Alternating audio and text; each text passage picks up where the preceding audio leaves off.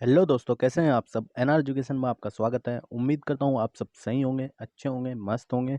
तो चलिए आज का टॉपिक स्टार्ट करते हैं। आज का टॉपिक है रजिस्टर। रजिस्टर मीन्स प्रतिरोध। ठीक है, अब इससे हर एग्जाम में, चाहे कोई सा भी कम्पिटिटिव एग्जाम हो, उसमें क्वेश्चंस आते ही आते हैं। ठीक है भाई, अब चाहे वो कोई सा भी एग्जाम हो, एसएससी का एग्जाम हो, ठीक है, या फिर आरआरबी का एग्जाम हो। और एएलपी में तो इस टॉपिक से बहुत ज़्यादा क्वेश्चन पूछे गए थे जब 2019 में इसका एग्जाम हुआ था। तो चलिए स्टार्ट करते हैं। देखो भाई, प्रतिरोध क्या होता है। ये क्या होता है, टू टर्मिनल्स है, इलेक्ट्रिकल कंपोनेंट्स है। ठीक है, जैसे ये प्रतिरोध है, ये क्या होता है, टू टर्मिनल्स है, एक ये है, एक ये रहा। तो इसके क्या होते हैं, दो टर्मिनल्स होते हैं। और ये क्या होता है, एक इलेक्ट्रिकल इक्विपमेंट्स होता है। ऑलमोस्ट आज के टाइम में जितने भी इलेक्ट्रिकल इक्विपमेंट्स है, सभी में इसका यूज किया जाता है। ठीक है, इसका मेन काम क्या होता है भाई, ये किसको कंट्रोल करता है, करंट को। ठीक है, इसका मेन काम क्या है, करंट को कंट्रोल करना। ठीक है, रिड्यूस दी करंट फ्लो। अब देखो करंट फ्लो का क्या मीन्स है यहाँ पे, मतलब उसको रिड्यूस कैसे करता है। मेनली ये क्या कंट्रोल करता है, ये करता है जो इलेक्ट्रॉन्स का फ्लो होता है उसको। ठीक है, उसको कंट्रोल करेगा तभी जाके करंट क्या होता है, कंट्रोल होता है। अब देखो करंट का कनेक्शन इलेक्ट्रॉन से कैसे है वो आगे देखेंगे अभी। देखो ये मोस्टली किसके होते हैं, कॉपर वायर के बने होते हैं। ठीक है, ये क्या होती है, कॉपर वायर होती है। अब इसके जो अराउंड है, ठीक है, ये क्या होते हैं, सिरामिक्स की क्या होते हैं, रोड होती है। सिरामिक्स की रोड से क्या होता है, इसके चारों ओर इसको अराउंड किया जाता है। ठीक है, इसके ऊपर क्या होता है, ये इंसुलेटिंग पैंट लगाया जाता है, तब जाके क्या बनता है, ये रेजिस्टेंस बनता है। अब चलो इसके बारे में देखते हैं थोड़ा कि इसमें है ना वर्किंग कैसे होती है। देखो जब भी हम क्या करते हैं, किसी भी सर्किट में रेजिस्टेंस को लगाते हैं, जैसे ये क्या है, रेजिस्टेंस लगा हुआ है। ठीक है, तो जब रेजिस्टेंस को लगाते हैं तो ये किससे कनेक्शन होता है, इसका मेटेलिक वायर से कनेक्शन होता है। अब देखो मेटेलिक वायर के अंदर ये क्या है, मेटेलिक वायर है, इसके अंदर क्या होते हैं, फ्री इलेक्ट्रॉन्स होते हैं। और जो पॉजिटिव आयन है ये भी होते हैं। ठीक है, तो जो ये फ्री इलेक्ट्रॉन्स होते हैं, ये जब इनको वोल्टेज से कनेक्ट किया जाता है तो ये फ्री इलेक्ट्रॉन्स का क्या होता है, मूवमेंट होता है पॉजिटिव की साइड्स में। नेगेटिव से पॉजिटिव की साइड में ये क्या करता है, इलेक्ट्रॉन्स का मूवमेंट होता है। ठीक है, यानी कि इस साइड में इलेक्ट्रॉन्स का क्या होगा, मूवमेंट होगा पॉजिटिव की तरफ। तो ये क्या करते हैं, रेजिस्टेंस रेजिस्टेंस इनके जो इलेक्ट्रॉन होते हैं, इनके मूवमेंट को क्या करते हैं, जस्ट कंट्रोल करते हैं। ठीक है, उनको जितना इलेक्ट्रॉन्स जाने चाहिए थे उतने ये आगे नहीं भेजते। तो इनका काम बस यही होता है, जैसे ही इलेक्ट्रॉन्स कंट्रोल होते हैं तो करंट का फ्लो भी क्या हो जाता है, रिड्यूस हो जाता है, या फिर वो मेंटेन हो जाता है जितना हमें चाहिए। उसके बाद में जो इलेक्ट्रॉन्स होते हैं, ये इलेक्ट्रॉन्स क्या करते हैं, आयन से कोलाइड करते हैं। ठीक है, जब आयन से कोलाइड करते हैं और आपस में भी क्या होता है, इनका कोलिजन होता है। जब आपस में इन दोनों का क्या कोलिजन होगा तो उससे क्या होगा, फ्रिक्शन होगा। ठीक है, उससे फ्रिक्शन जनरेट होगा, और फ्रिक्शन जब जनरेट होता है तो उसमें क्या होता है, हीट निकलती है भाई। ठीक है, फ्रिक्शन से क्या होती है, हीट निकलती है, और इसी हीट की वजह से क्या होता है, जो वायर होते हैं वे क्या हो जाते हैं, गर्म हो जाते हैं। ठीक है, तो ये भी एक क्वेश्चन बनता है कि भाई वायर गर्म क्यों होते हैं, किस वजह से होते हैं। ठीक है, तो जो ये इलेक्ट्रॉन का कोलिजन हो रहा है, ठीक है, यहाँ पे क्या हो रहा है, इलेक्ट्रॉन का कोलिजन हो रहा है। इलेक्ट्रॉन का कोलिजन हो रहा है, इससे क्या हो रहा है, हम स्टेट मोशन नहीं कर पा रहे, मतलब सीधे मोशन में नहीं जा पा रहे। तो इसी को हम क्या बोलते हैं, रेजिस्टेंस बोलते हैं। ठीक है, इसी को रेजिस्टेंस बोला जाता है, क्योंकि वो इलेक्ट्रॉन का क्या हो रहा है, रेसिस्ट हो रहा है। तो रेजिस्टर क्या करता है, इलेक्ट्रॉन को रेसिस्ट करता है, जिससे कि आगे उनका फ्लो ना हो। ठीक है, अब देखो जो इसकी एसआई यूनिट होती है वो क्या होती है, ओम होती है भाई, इसको ओम में दिखाते हैं।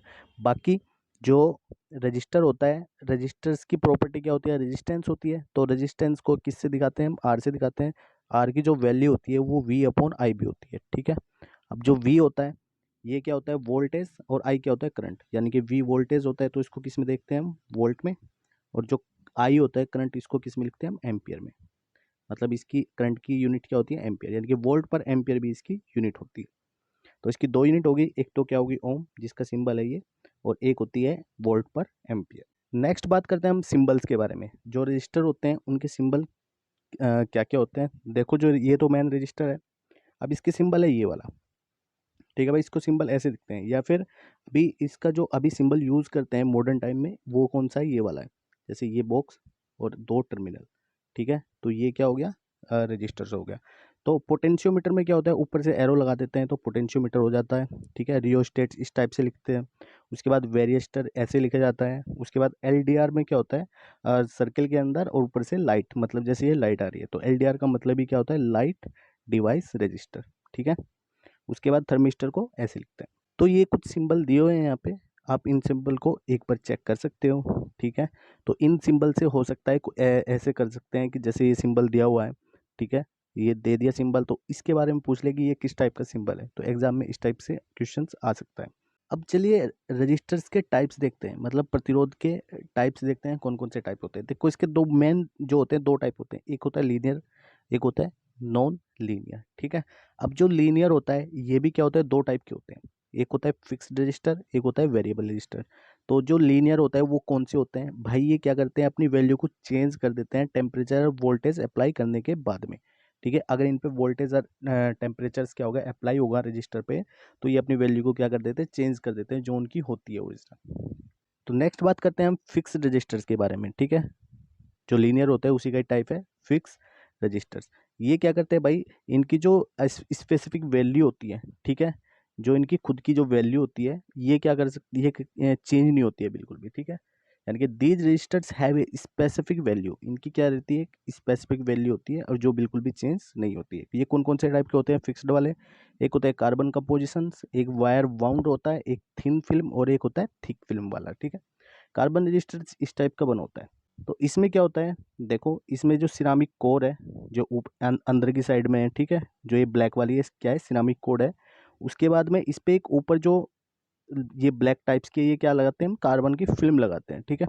तो कार्बन की फिल्म क्या होती है, ये हेलिकल टाइप्स में कटिंग होती है इसमें। ये हेलिकल टाइप ही क्या करते हैं, जो इलेक्ट्रॉन्स का फ्लो होता है उनको कंट्रोल करते हैं। उसके बाद इसके ऊपर जो होती है प्रोटेक्टिव कोटिंग कराते हैं, जो क्या होती है, इंसुलेटिंग होती है, ठीक है। और जो लेड होते हैं, ये जो टर्मिनल बनाते हैं, ये लेड के होते हैं। उसके बाद जो वायर बाउंड रजिस्टर होते हैं, ये इस टाइप के होते हैं, ठीक है। ये इसमें कौन सी वायर यूज़ करते हैं हम, नाइक्रोम की, ठीक है, मोस्टली सबसे ज़्यादा यूज होती है जो नाइक्रोम की होती है। उसके बाद थिन फिल्म रजिस्टर्स और थिक फिल्म रजिस्टर्स, ये क्या होते हैं भाई, देखो थिन फिल्म रजिस्टर्स में क्या होता है, जो ये हेलिकल शेप है, अगर ये थिन रहेगी तो उसको हम बोलते हैं थिन फिल्म, अगर ये क्या होती है, ज़्यादा मोटी होती है, इसकी थिक मोटाई होगी, तो उसको हम बोलते हैं थिक फिल्म रजिस्टर। नेक्स्ट देखते हैं वेरिएबल रजिस्टर्स के बारे में, ठीक है। वेरिएबल रजिस्टर्स कौन से होते हैं भाई, इनकी जो स्पेसिफिक वैल्यू होती है, ये क्या कर सकते हैं, चेंज कर देते हैं, किसकी हेल्प से, डायल के थ्रू, नोब के थ्रू, या फिर स्क्रू के थ्रू, इनको हम चेंज कर सकते हैं, ठीक है। उसके बाद ये दो टाइप के होते हैं, एक पोटेंशियोमीटर, एक रियोस्टेट, एक ट्रिमर, ठीक है। इनका जो मोस्टली यूज़ किया जाता है भाई रेडियो में होता है, ट्यूनिंग वगैरह के लिए, ठीक है, फ्रीक्वेंसी चेंज करने के लिए, तो उसमें इसका मोस्टली यूज़ होता है। इसके ऊपर एग्जाम में क्वेश्चंस भी आया हुआ है, ठीक है। तो कौन सा डिवाइस यानी कौन सा रजिस्टर होता है जो फ्रीक्वेंसी को, मतलब ट्यूनिंग को चेंज करने के लिए यूज़ किया जाता है रेडियो में, तो भाई वो कौन सा है, वेरिएबल रजिस्टर ही है, जो उनसे इस कंडीशन में यूज़ किए जाते हैं। और पोटेंशियोमीटर ये इस टाइप का होता है, ठीक है, रियोस्टेट इस टाइप का होता है, और ये ट्रिमर इस टाइप का होता है। चलिए अब बात करते हैं नॉन लीनियर रजिस्टर्स के बारे में, ठीक है। अब जो नॉन लीनियर रजिस्टर्स होते हैं, ये क्या करते हैं, जो ओम्स लॉ होता है उसको फॉलो नहीं करते हैं, ठीक है। जो लीनियर रजिस्टर्स थे वे ओम्स लॉ को फॉलो करते थे, जबकि जो नॉन लीनियर होते हैं वे ओम्स लॉ को फॉलो नहीं करते हैं। ये कौन से टाइप के होते हैं भाई, ये कितने टाइप है इसके, एक थर्मिस्टर है, एक वेरिएस्टर है, एक फोटो रजिस्टर्स है। फोटो रजिस्टर्स को क्या बोलते हैं, एलडीआर बोलते हैं भाई, इसकी फुल फॉर्म पूछी गई है एग्जाम में, ठीक है। एलडीआर की क्या होती है, लाइट डिपेंडेंट रजिस्टर, ये इस टाइप का होता है। अब देखो यहाँ पे जो रजिस्टर है, इसकी सारी कैटेगरीज दी हुई है कि फिक्स्ड टाइप के होते हैं, वेरिएबल होते हैं, वेरिएबल की कौन सी टाइप होती है, ठीक है, फिक्स्ड की क्या टाइप होती है, तो आप इन सबको क्या कर सकते हो, एक बार देख सकते हो। अब चलिए बात करते हैं कलर कोडिंग ऑफ रजिस्टर्स की, ठीक है। मतलब जो रजिस्टर्स की कलर कोडिंग होती है उसको कैसे मतलब हम कैलकुलेट करेंगे।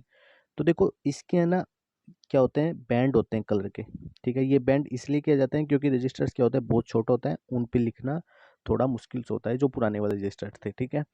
तो कलर कोडिंग के क्या होते हैं, इसमें बैंड होते हैं, ठीक है। ये क्या होता है, 4 बैंड है, 1 2 3 4। तो 4 बैंड का भी होता है, 5 बैंड का भी होता है, 6 बैंड का भी होता है, ठीक है। इसमें जो पहली दो डिजिट होती है, ये क्या दिखाती है, डिजिट को दिखाती है।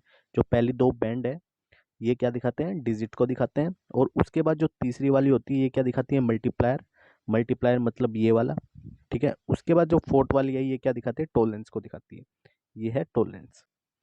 देखो इससे क्वेश्चन कैसे बनते हैं, जैसे उसने दिया येलो के है जो, ठीक है। अब येलो येलो येलो के कलर के बैंड है, ठीक है। येलो कलर का क्या है, मल्टीप्लायर है, और येलो कलर की क्या है, इसका टोलेंस का बैंड है। तो उससे उसका प्रतिरोध कितना बनेगा, तो प्रतिरोध कितना बनेगा उससे, तो देखो येलो कलर का डिजिट कितनी है, पहली 4 है। उसके बाद फिर से डिजिट कितनी है, 4 है, यानी कि पहली दो क्या दिखाएगी उसकी डिजिट, उसके बाद मल्टीप्लायर कितना हो जाएगा 10⁴, ठीक है। तो ये हो जाएगा उसका ओम, इतना प्रतिरोध हो जाएगा, ऐसे कैलकुलेट करते हैं उसका। अब इसमें और क्या क्या पूछते हैं, जैसे गोल्ड है, ठीक है, जो गोल्ड दिया हुआ है इसकी जो टॉलरेंस है वो कितनी होती है, ±5% होती है। उसके बाद जो सिल्वर है इसकी टॉलरेंस कितनी होती है, ±10% होती है। ये भी पूछा गया है एग्जाम में। उसके बाद बात करते हैं हम, ये 4 बैंड का है, ये 5 बैंड का है, ये 6 बैंड है, ठीक है। तो 4 बैंड में पहले दो जो बैंड होते हैं वे क्या दिखाएंगे, डिजिट। उसके बाद 5 बैंड में क्या होता है, जो पहले 3 होंगे वे डिजिट दिखाएंगे।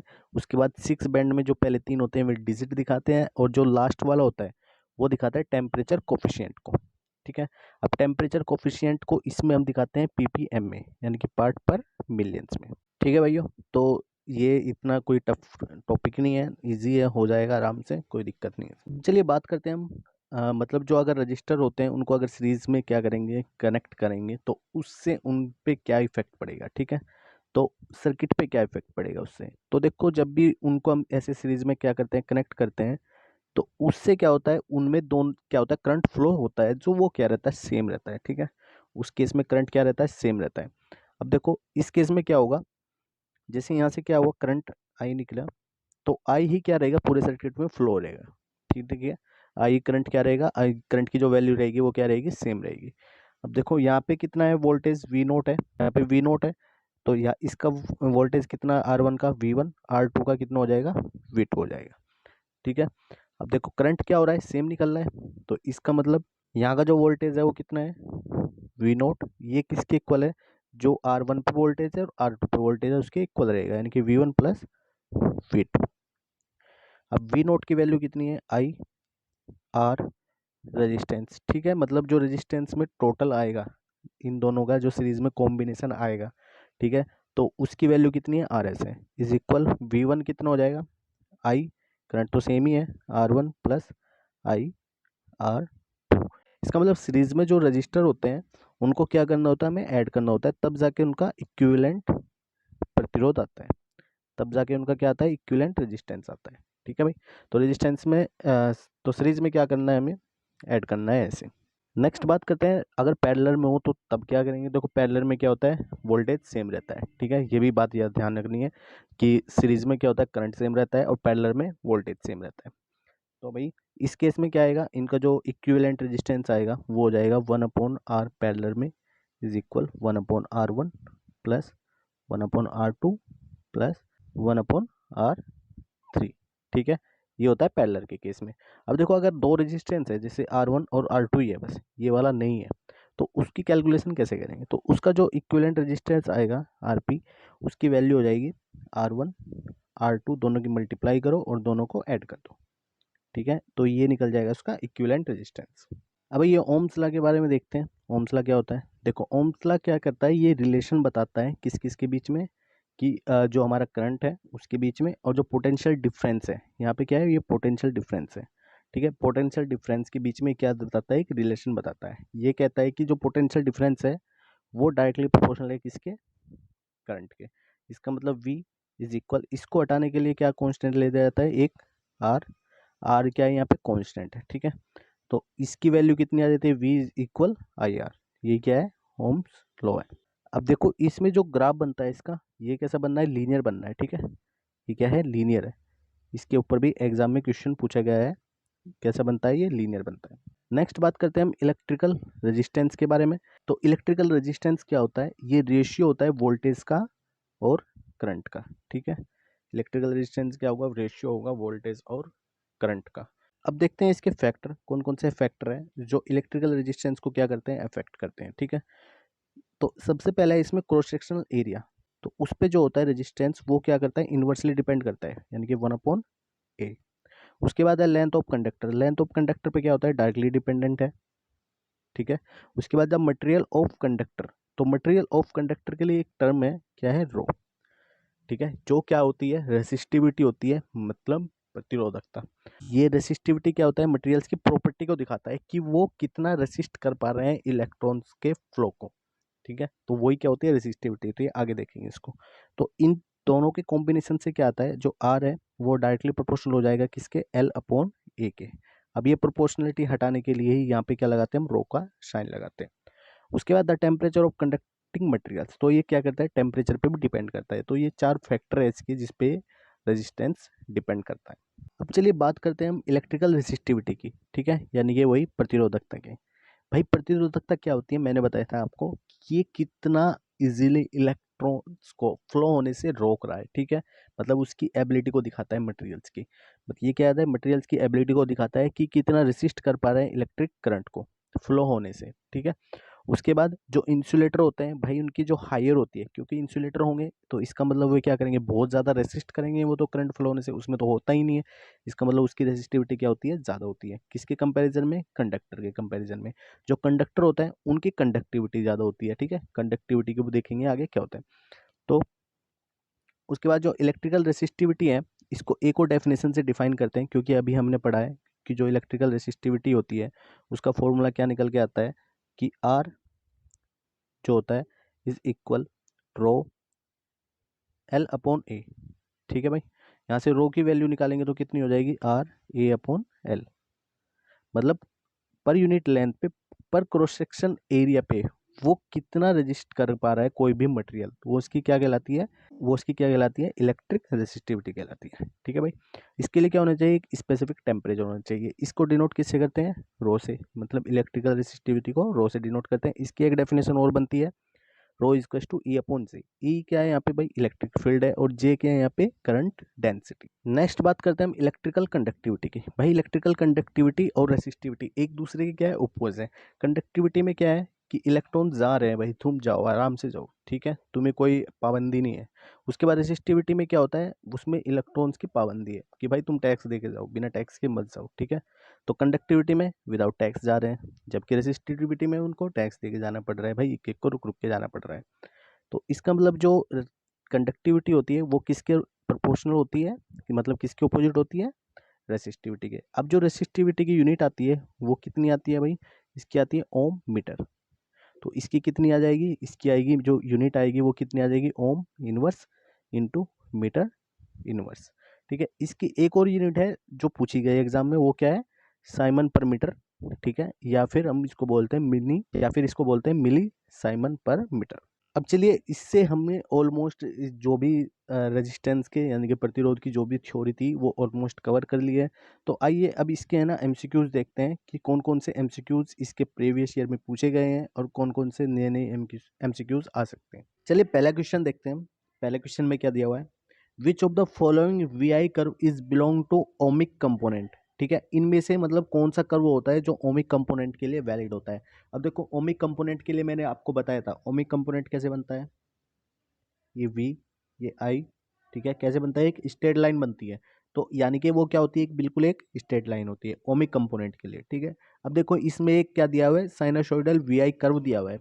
अब देखो साइनसोइडल देखो कैसा होता है, पहले साइनसोइडल होता है जो साइन के कर्व के जैसा होता है, ठीक है, ये क्या होता है, साइनसोइडल कर्व। इसमें क्या होता है, जो साइनसोइडल कर्व होता है इसमें क्या होता है, हमारा जो एसी करंट होता है, ठीक है, जो एसी होती है वो ऐसे ही फ्लो करती है as a sinusoidal curve. Next question है, if a resistance wire is elongate, मतलब कोई भी रेजिस्टेंस वायर है, इसको अगर हम क्या करेंगे, इलोंग करेंगे, तो उससे रेजिस्टेंस पे क्या फर्क पड़ेगा, इसमें ये पूछ रहा है, ठीक है। अब ये एसएससी सीजीएल 2012 में क्वेश्चन आया हुआ है, ठीक है। अब देखो कैसे क्या फर्क पड़ेगा, मैंने आपको बताया था जो रेजिस्टेंस होता है वो कैसे डिपेंड करता है, यानी कि रेजिस्टेंस का फॉर्मूला क्या होता है, रो एल अपॉन ए, यानी कि एल क्या है यहाँ पे लेंथ है, ए क्या है क्रॉस सेक्शन एरिया है। अब एल पे अगर इसने कह रहा है कि उसकी इलोंग कर रहा है, मतलब लेंथ को क्या कर रहा है, बढ़ा रहे हैं, ठीक है, इलोंगेटेड कर रहे हैं उसको, लेंथ को क्या कर रहे हैं हम, बढ़ा रहे हैं वो। तो जब लेंथ को और बढ़ा रहे हैं तो रेजिस्टेंस भी क्या होगा उसका, बढ़ेगा, इसका मतलब रेजिस्टेंस क्या होगा, इंक्रीज होगा, ठीक है। तो ऑप्शन नंबर सी इसका करेक्ट आंसर है। अब देखते हैं next question, a good conductor while carrying current is, तो ये एसएससी सीजीएल 2013 में पूछा गया क्वेश्चन है। देखो गुड कंडक्टर जो होता है, ठीक है, वो क्या कैरी करता है। अब देखो इसमें क्या क्या ऑप्शन है, एक है पॉजिटिव चार्ज, नेगेटिवली न्यूट्रल्स, उसके बाद alternatively charge, positive and negative, उसके बाद नेगेटिव चार्ज। मैंने आपको बताया था जो वायर होती है उसमें क्या होता है, फ्री इलेक्ट्रॉन्स होते हैं, ठीक है।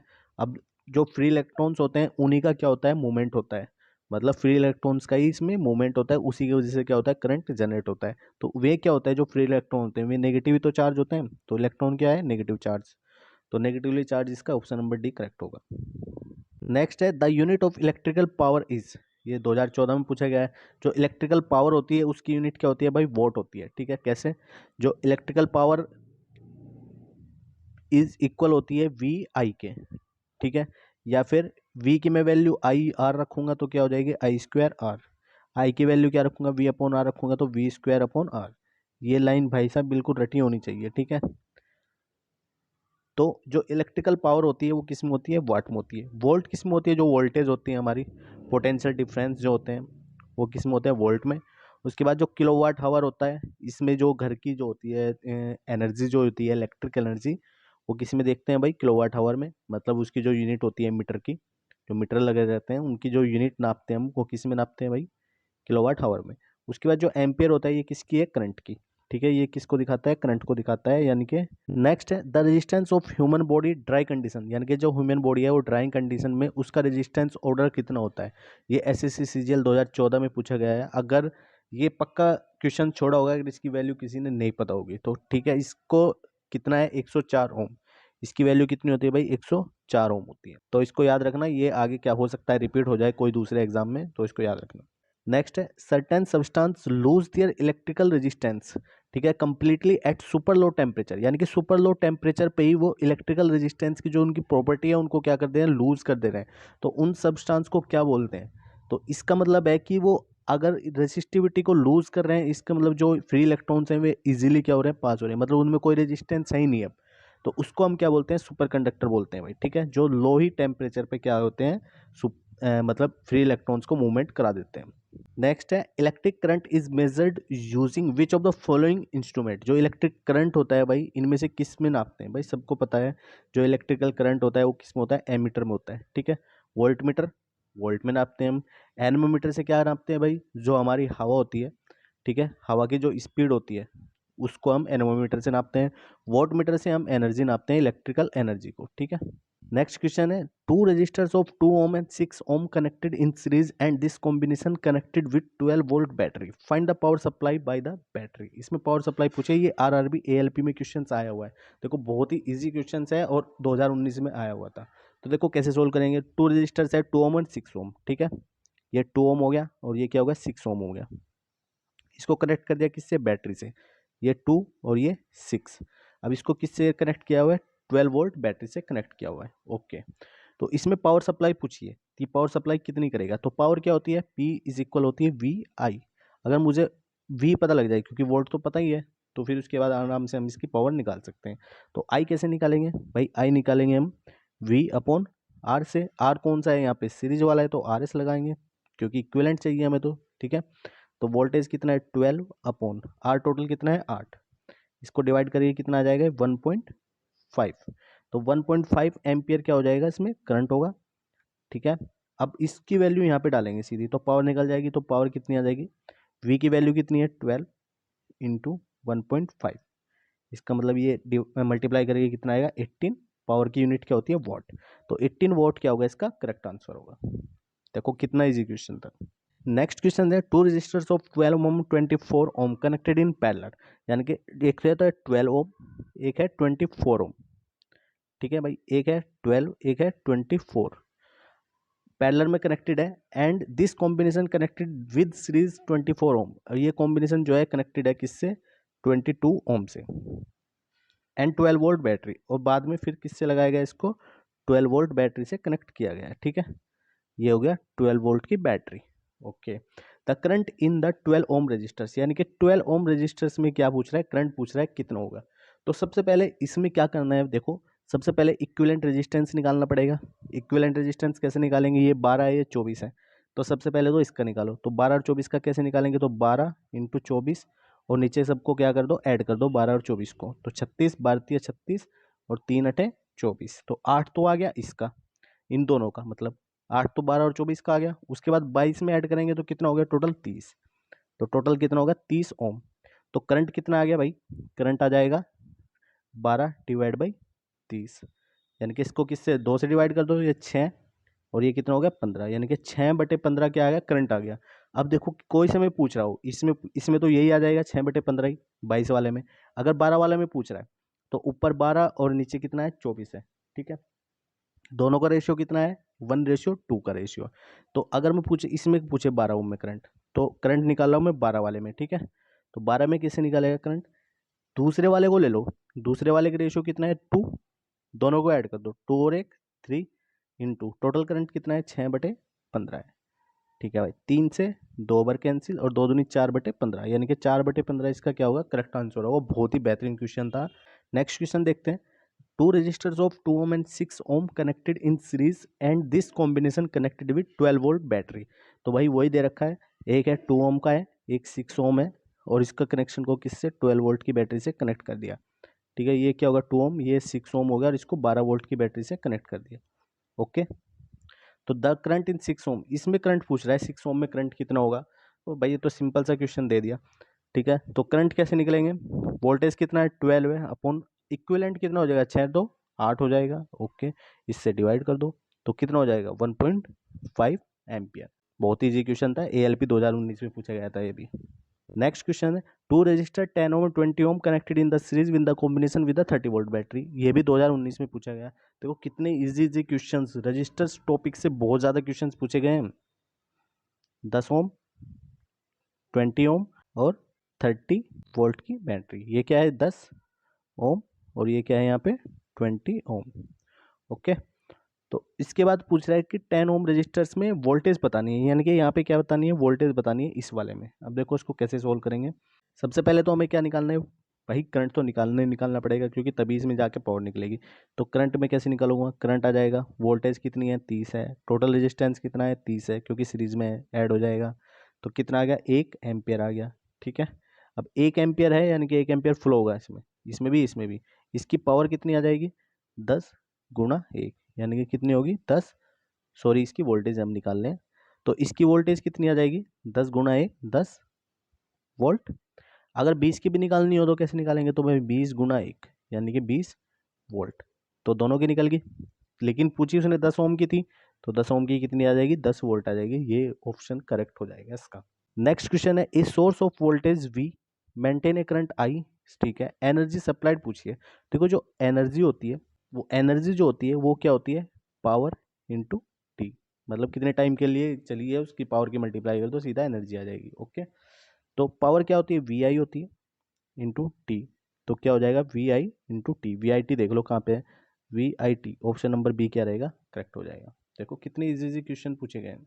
नेक्स्ट क्वेश्चन है, 4 resistors 2 4 2 and 8 ohm are connected in parallel, the equivalent resistors निकालने हैं।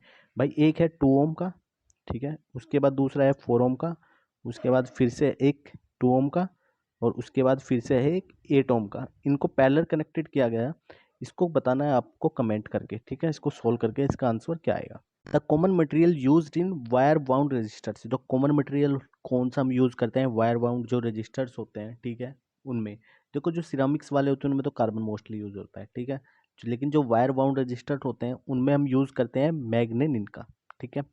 अब जो मैग्नेनिन का या फिर इसमें हम यूज़ करते हैं नाइक्रोम का, ये भी ध्यान रखना, ठीक है भाई। इनमें दो मटेरियल्स यूज़ करते हैं, नाइक्रोम का या फिर मैग्नेनिन का। नेक्स्ट है, the silver strip tolerance is, जो सिल्वर की स्ट्रिप होती है उसका टॉलरेंस कितना होता है। देखो भाई जो इसका टॉलरेंस होता है वो प्लस माइनस कितना होता है 10% होता है, ठीक है। तो ऑप्शन नंबर कौन सा होगा इसका, बी करेक्ट हो जाएगा। अगर पूछे वो गोल्ड की, तो गोल्ड की कितनी होती है भाई, +-5% होता है। तो गोल्ड का होता है +-5%, ठीक है। स्ट्रिप में ऐसे क्वेश्चन पूछता है, ठीक है। इन दो को तो इंपॉर्टेंट है, ये तो याद रखना ही रखना है। गोल्ड का कम होता है और सिल्वर का उससे डबल होता है। Which of the following conductor is most frequent in electronics, यानी कि कौन सा कंडक्टर है जो यूज किया जाता है इलेक्ट्रॉनिक्स में, ठीक है, एज ए कंडक्टर। तो वो कौन सा होता है भाई, कॉपर होता है, कॉपर मोस्टली यूज किया जाता है। उसके बाद विच of the following ohmic value register has colour code of orange orange orange. तो भाई ऑरेंज के कलर कोड का पूछ रहा है, उसका रेजिस्टेंस इनमें से कौन सा बनेगा। भाई इस टाइप के क्वेश्चंस देखो, इस टाइप के क्वेश्चंस आ सकते हैं बिल्कुल। तो ऑरेंज ऑरेंज का क्या होता है, ऑरेंज का जो कलर होता है उसका पहला डिजिट क्या होता है 3, उसके बाद दूसरा डिजिट भी 3, उसके उसके बाद मल्टीप्लायर कितना होता है इसका 10⁻⁴। तो इसका मतलब कितना हो जाएगा 3 3 और 1 3 0।